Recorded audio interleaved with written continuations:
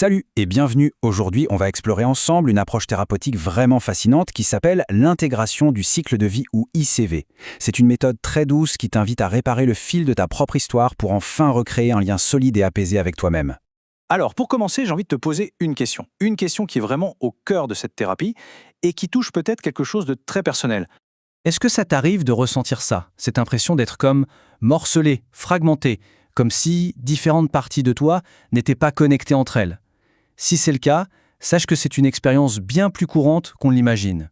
Ce sentiment, il peut se manifester de plein de façons. Parfois, c'est comme avoir des trous noirs dans sa mémoire, une sorte de déconnexion avec son propre passé. Ça peut aussi être une insécurité très profonde qui reste là, quoi que tu fasses. Pour tous ceux qui ont grandi dans un environnement où la sécurité n'était pas garantie, eh bien ces sentiments sont une réaction tout à fait normale. Ce n'est pas un défaut de ta part, c'est ce qu'on appelle une blessure d'adaptation. Et pour bien comprendre d'où vient cette sensation de fragmentation, on va utiliser une image très simple mais très puissante, celle du fil de ta vie. Tu vois, notre cerveau, il a besoin d'une histoire qui se tient, un récit cohérent, un fil continu qui relie notre passé, notre présent et notre futur. Quand on a la chance de grandir dans un environnement sécure, ce fil se tisse sans accroc. Mais des expériences comme la négligence ou le simple fait de ne pas se sentir en sécurité pendant l'enfance, eh bien ça peut casser ce fil.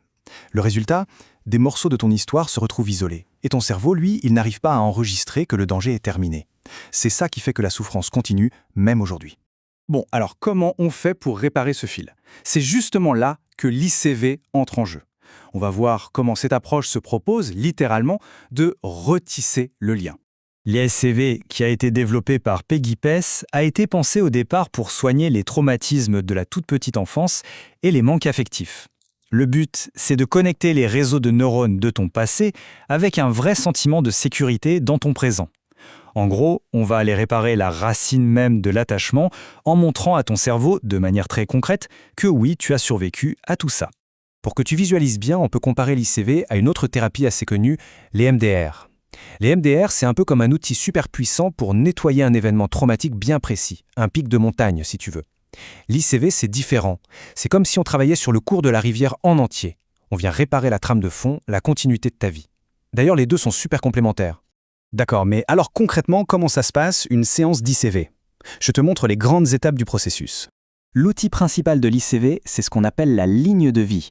Ensemble, on va construire une liste chronologique de tes souvenirs, de ta naissance jusqu'à aujourd'hui.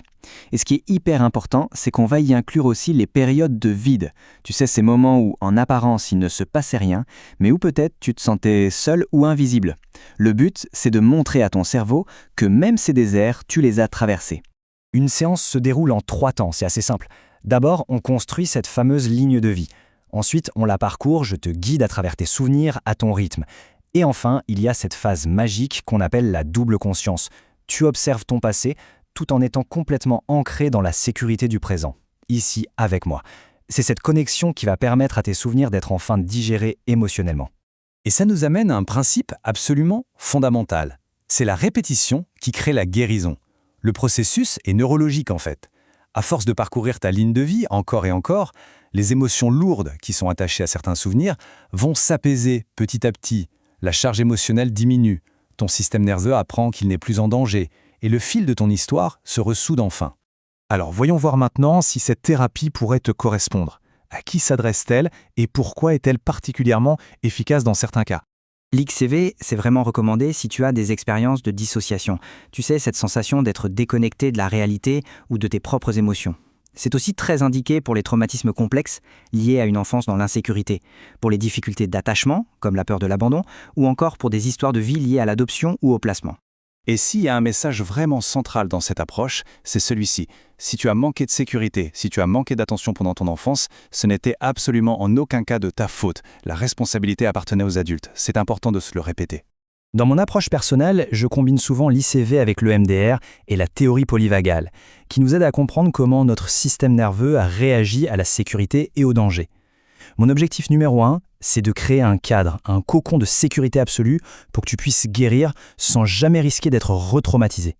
Ton histoire, elle mérite vraiment d'être entendue, d'être rassemblée pour former un tout cohérent. Si ce que tu viens d'entendre résonne en toi, si tu sens que c'est peut-être le moment de réparer ce fil, je t'invite à faire un premier pas, tout en douceur. Tu peux réserver un appel découverte, il est offert. Ça se passe sur mon site web www.adelinepaolini.com. Pour finir, je voudrais te laisser avec cette idée puissante. En réparant ton histoire, tu peux devenir le créateur ou la créatrice de ta propre réalité en apprenant à t'aimer. C'est un cheminement et chaque pas compte.